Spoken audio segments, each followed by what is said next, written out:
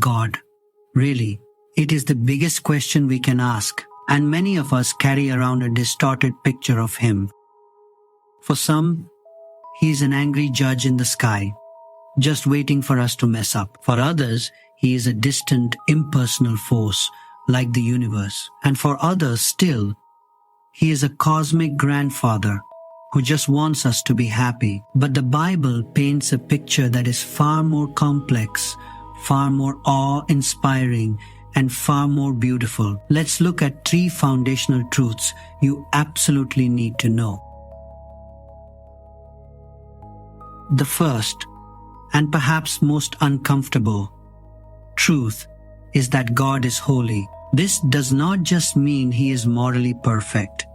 It means He is utterly other, separate from all darkness and sin. The Bible describes Him as a consuming fire, surrounded by a light so pure that nothing unclean can stand in His presence. This holiness is why our sin is such a serious problem. It is not just a mistake, it is an offense against His very nature, creating a chasm between us and Him. A holy God must, by His very nature, judge sin.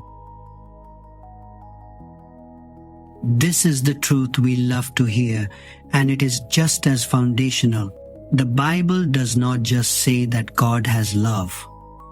1 John chapter 4 tells us that God is love. It is His essence. This is a self-giving, unconditional pursuing love that moved Him to create us for a relationship with Him. His love is the motivation that drives Him to not leave us stranded on the other side of the chasm that our sin created. So now we have a divine tension. God's perfect holiness requires a penalty for sin, but His perfect love desires to rescue the sinner.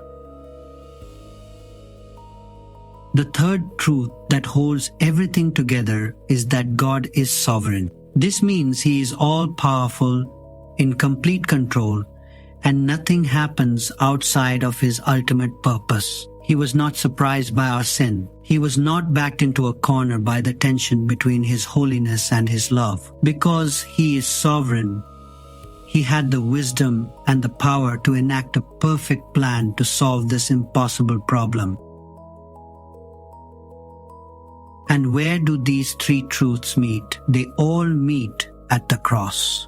At the cross, God's holiness was satisfied as the just penalty for sin was paid in full. At the cross, God's love was demonstrated as He Himself, in the person of Jesus, paid that penalty for us. And at the cross, God's sovereignty was executed, as this was His wise and powerful rescue plan from the very beginning.